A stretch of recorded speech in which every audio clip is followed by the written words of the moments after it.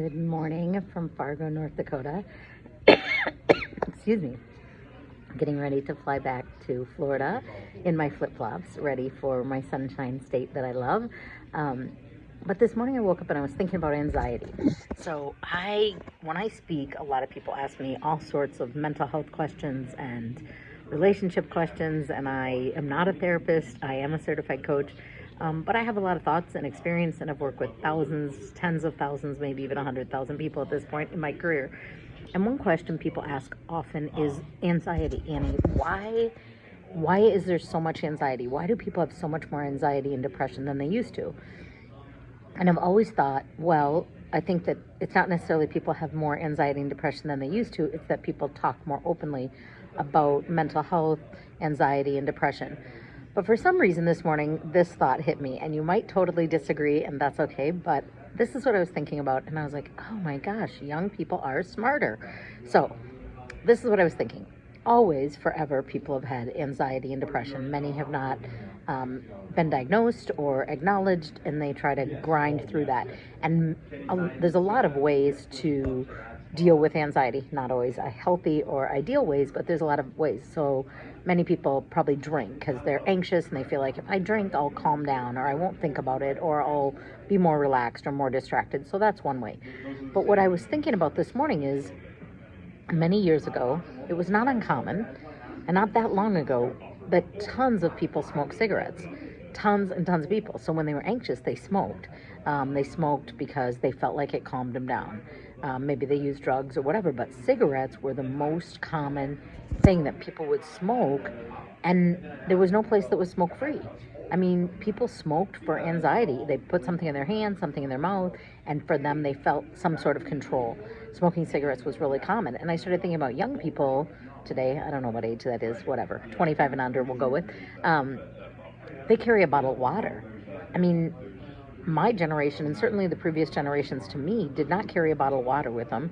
We're lucky if they drank a glass of water. In fact, my mom and my mother-in-law, we drank one glass of water today, 8 ounces. And I'm like, okay, that's not drinking water. Your body's made up of water, hydration. So I think young people are really smart about drinking water more. I think they're really smart about talking openly about, hey, I'm feeling really anxious about this. I'm feeling really depressed.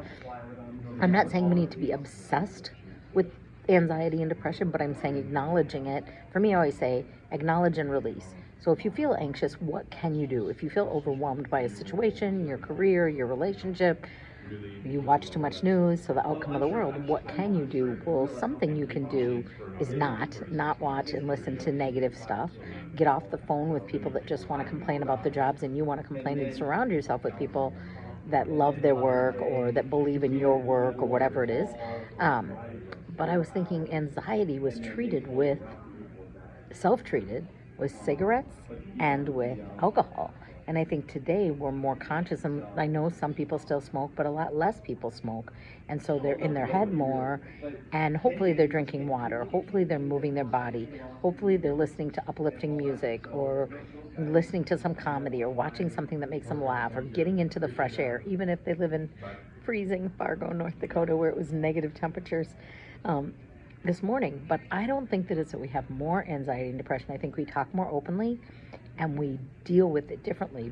Being excessive drinking is more noticed. I'm not saying people don't do it, but people talk more openly about, hey, and in fact, it's funny because last night and today, the bartender last night's like, I did dry January, but I felt so good, I'm still going. And I might just keep going, maybe till summer, maybe forever.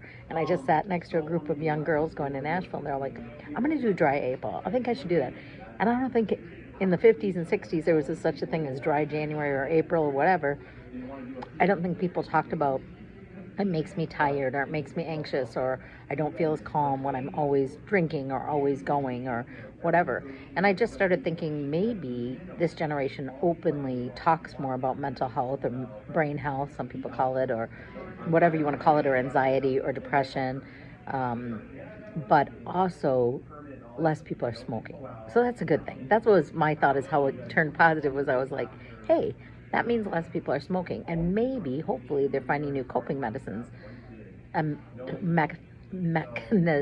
coping mechanisms. And I was also thinking there is nothing wrong with medication, and certainly if your doctor it recommends you be on medication, please be on medication. If you decide to go off, please talk to your doctor and figure that out.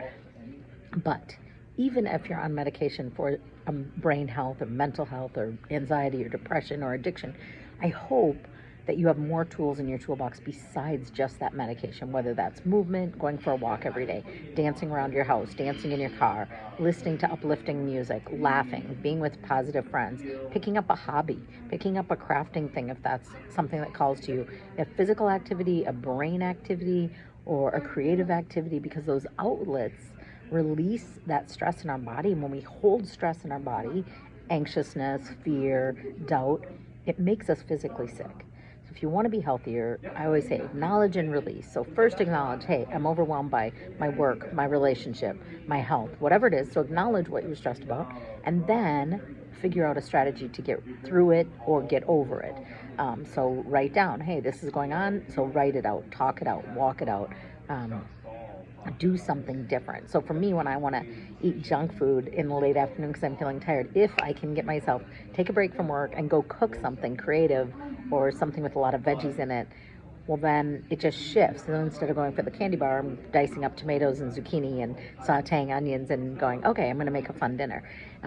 So acknowledge it and then release it. So figure out strategies, what works for you, and ideally figure out those strategies prior to getting overwhelmed and stressed out. So have a list of, hey, what are my 10 go-to? When I am feeling overwhelmed, what do I do? And for me, I go to prayer, I go to loud music, I go to dancing, go to calling a friend and laughing, I go to watching videos that are funny, go for a walk on the beach,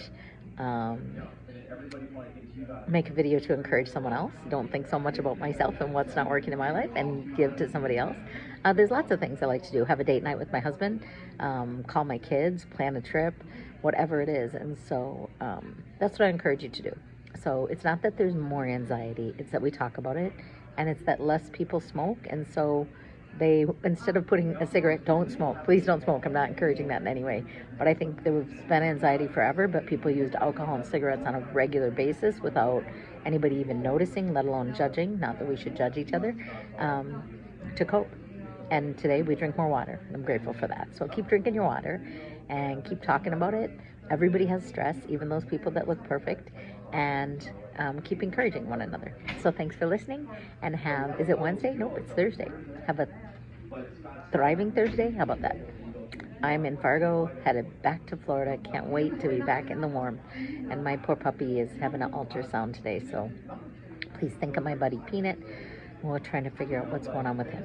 So take care. God bless. Thanks.